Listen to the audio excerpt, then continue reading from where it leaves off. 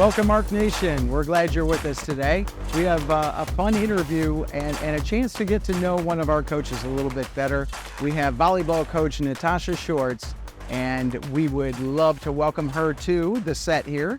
Want to ask you a few things about this coming season and also about yourself. So my first question would be, you are in year number 2 of being a head coach here. Yeah. You have done the assistant thing. Can you tell us a little bit about how it's going being the leader of the program? Because that's not just the varsity team, it's all of the teams all the way down through Memorial. So how's that going for you so far? So this year, I think, has gone so much better, just because last year I stepped in at the last minute when, unfortunately, we had to have a switch in coaches. And so this year, really, it began way in the off season before March, just really sitting, praying, and planning out everything that we were going to do, why we were going to do it, what we're going to do. And so it's just been fantastic so far, of like everything from doing the open gyms in March allowed us to be able to get a bunch of girls who like have never really played before but were athletic, train them up a bit, get them going throughout the summer. And so when it was time to make the teams, they were already ready to do that. And then on top of it, just being able to like have do all the things that I've always either wanted as an athlete here, or all the things that I've done as an adult working with college athletes prior to this. So different things like doing a team retreat, knowing how much that can bring everyone together. Doing things like having the Gold Medal Square Camp come into our school and to really get our girls to a different level of volleyball and get them connected.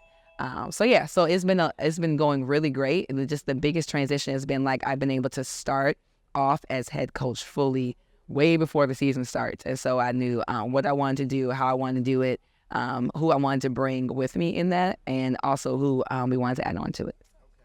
As far as studying the makeup of the team, I've had the opportunity to do a lot of these interviews, but I'm not sure I've ever interviewed a coach who had 0 seniors on the team and only 4 juniors. You're talking a very, very young team. Is the tendency to want to say that this is kind of a bridge year or a growing year and we're looking down the road a piece, or can this team win this year? I think this team can win this year, and in the same time, it's a learning and growing year. And so some of the things that we keep telling the girls all the time, that we want a healthy environment, we want a fun environment, we want a competitive environment, but we also want a championship environment. And so when we say championship, we mean that we want them playing to win every single game, every single day. And so in the midst of all that, we understand the fact that like we're having certain games and they're playing really well, and then we come out with a loss, and it's just because they didn't fully understand what we meant when we said close the block, or they've never experienced, some of them have never experienced 5 volleyball games before. And so even though they're trained physically for it, mentally it's just a lot. Or even transitioning from playing JV last year to varsity this year, it's like, oh, it's a different level of expectation. It's a different crowd. It's a different excitement. And so there is a lot of learning and growing that's happening with our girls. But at the same time, we have a good team. And it's just that moment that's going to happen sometime this season. It's just going to click and turn on. Our girls are just going to go after it, and we're going to beat a lot of teams. I think we're going to surprise some people. Looking at the season so far, we've had a few losing matches leading up to tomorrow when Bedford comes in. What does a coach do when a team is struggling a little bit or maybe trying to find itself? What types of things do you do to try to keep their energy up and their motivations up? One of the big things I like to do is that after we talk as a team, that night after the game, of like texting them and letting them know of like, hey, we're still fighting, we're still pushing, you guys are coming together, this is exciting, like basically reiterating the stuff that we talked about before. We've also had some times where we just had to sit and talk as a team. I'm like, what are y'all feeling? What are you guys seeing? Because after a certain point, they've heard us say the different things, like they know what we're going to say. And so now it's more about them getting the confidence to actually live it out, right? And so instead of like bashing it against their heads all the time, it's like, okay, no, what are you guys saying? And so they get to speak up and they get to encourage each other. They get to call each other out in love, but they get to call each other out like, hey, I need this from you. And so that's been great to be able to give them voice. And even another part of it, since you talked about us being young, absolutely young, that means our leadership is really young too. And so out of our 4 juniors, we have 2 of them that are injured. And then we have only 2 juniors on the floor at a time. And then one of the juniors that's injured is a captain. Another junior that's playing is a captain. And they're both phenomenal young ladies. And they're also growing in their leadership. And so that's been something, just different conversations with them of like, hey, how can I empower you in your leadership? And they're like, okay, well, what do you mean by that? And just talking through like, Do you feel like you have enough responsibility? Do you feel like the girls respect you? And we're walking through those different things. And the girls have absolutely been growing in that for themselves, like learning how to speak up more. I'm challenging them in those ways of like, hey, like the girls see you and they respect you and you're doing great. Even on the bench, like the one that's injured, like she's doing fantastic of like speaking out and just getting like being more vocal.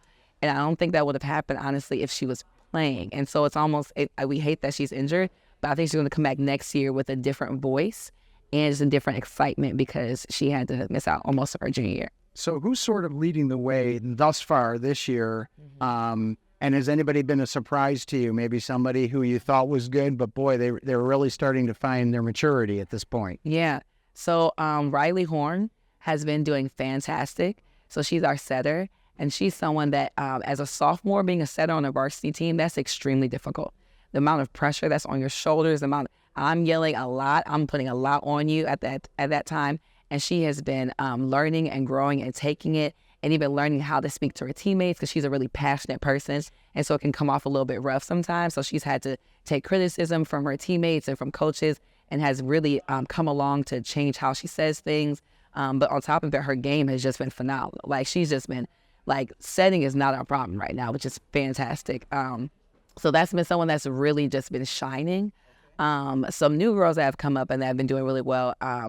Nani Mason. She's a freshman and she is just an athlete. My goodness, like anything on the floor she can do. For her, it's just about continuing to learn the game. Like she just naturally does so many good things. And so sometimes we have to forget, really that's our team. With our team, we have a lot of really good athletes and they do so many good things naturally. We don't always realize like, oh wait, that you guys don't know how to do something. And so she's been like one of the people like asking a lot of questions, quick to listen. She's also had to grow a bit in maturity as well, just because being a freshman on the varsity team is a lot. So that's been a great addition to our team. A surprise, I would say, is both Shyla Sample and then Elena Appeline. They're both like some of the sweetest girls you would ever meet, especially Shyla, sweet as can be. Like, but like they've been really taking in the different stuff we've been doing. Shyla especially, she like everything we're telling her to do, she's doing. She still is learning what I would call to be passionate when she plays, because she like can do everything. But like some of the other girls, I'm literally thinking of hitting, so I'm like about to go up. So when she hits, she kind of like sometimes can be a little bit soft with it. So she's been learning how to get power behind it. And so she can do everything. It's just about like putting that power behind it. She's not like a couple other girls are more aggressive when they play, and that's just not her personality. But like, how can we get her to really be more aggressive? Just we've been focused on that word power of like, you have power, use it. And so she's been really she had a great game of blocking yesterday, great game of hitting. Elena's been coming up from JV and been helping us out in that middle position. And so she still has a lot of growing and learning to do, but she's doing well there. And then lastly, I'm trying to think of this. I can literally talk about every single one of these girls. They're so good. Julie has stepped up like crazy as a libero. And that's been something that like we've been like on it with her the last few years. And she's finally gotten to a place, we actually talked yesterday, she finally got to a place where she's like, I just believe I'm the best and I can do this. And so we've been seeing that on the court of like, she just is pushing so much harder, and her passing is just beautiful. Like, my goodness. And so, yeah, but I can talk about all the girls. Well, hey, I want to thank you for spending some time with us and giving Arc Nation a chance to find out a little bit more about this team. Arc Nation, you need to come out to Welser Gym. We have plenty of games left, so we want to see you in those stands. Thank you, Coach. Thanks.